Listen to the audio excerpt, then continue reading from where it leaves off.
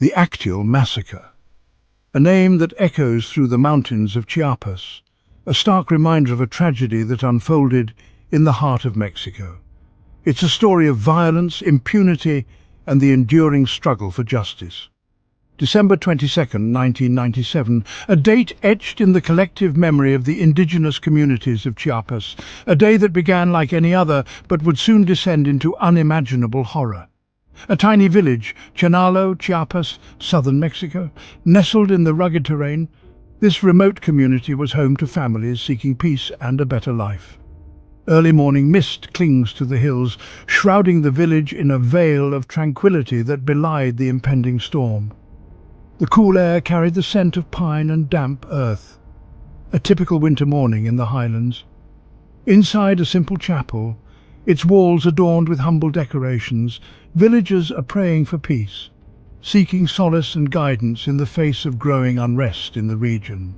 Their voices rise in unison, a plea for harmony in a land increasingly marked by division. Most are women and children, their faces reflecting a deep-seated hope for a future free from violence. They represent the heart and soul of the community, their vulnerability a stark contrast to the brutality that awaits them. They belong to a pacifist group called Las Abejas, the bees. Committed to non-violent resistance, they advocate for the rights of indigenous people through peaceful means. Their only crime, standing up for what they believe in, supporting indigenous rights and dreaming of justice, a vision of equality and respect for their cultural heritage. They dared to challenge the status quo, to demand a voice in a society that often ignored them. But outside, armed men from rival communities surround them, their presence a menacing threat to the peaceful gathering. These are not soldiers but paramilitaries, fueled by hatred and a desire to maintain their power. Tensions in Chiapas have been boiling for years, a complex web of social, economic and political factors contributing to the volatile atmosphere. Fueled by poverty, a deep-seated inequality that leaves many indigenous communities struggling to survive. Land disputes, bitter conflicts over scarce resources that pit neighbor against neighbor. And the recent Zapatista uprising, a rebellion that ignited hope for change, but also triggered a violent backlash from those determined to maintain the old order. The government turns a blind eye, failing to address the root causes of the conflict and allowing the situation to fester. Paramilitaries grow bolder by the day, operating with impunity and terrorizing communities with their violence. The attackers open fire, shattering the morning calm and unleashing a torrent of violence upon the unsuspecting villagers. Bullets rip through the walls, turning the sanctuary into a death trap.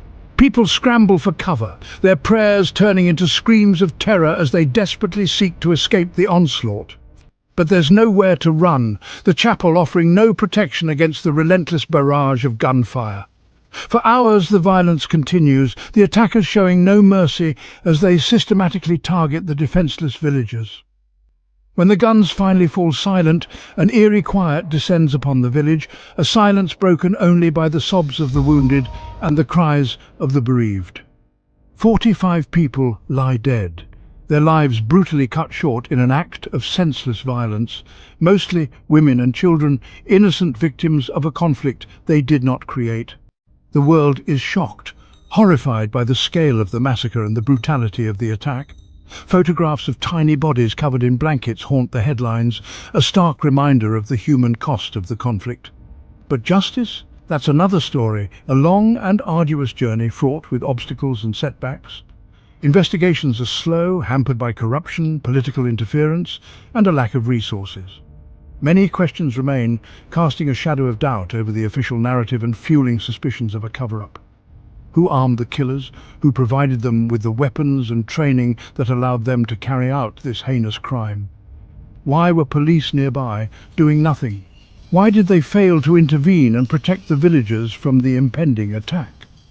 Some say the massacre was meant as a warning, a brutal message to those who dared to challenge the established order, to crush indigenous movements, to silence their voices and suppress their demands for justice and equality.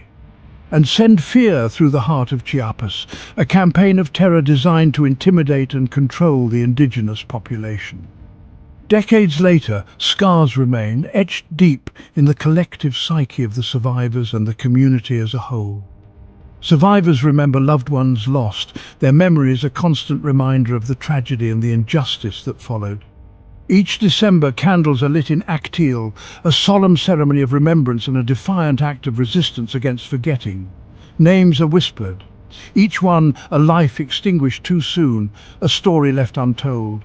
And promises are made, never forget, never again, a vow to honor the memory of the victims and to continue the fight for justice. The Acteal Massacre is a brutal chapter in Mexico's history, a stain on the nation's conscience that cannot be erased. A reminder that the fight for justice is far from over, and that the pursuit of truth and accountability must continue until those responsible are brought to justice and the wounds of the past can begin to heal. The memory of Acteal demands nothing less.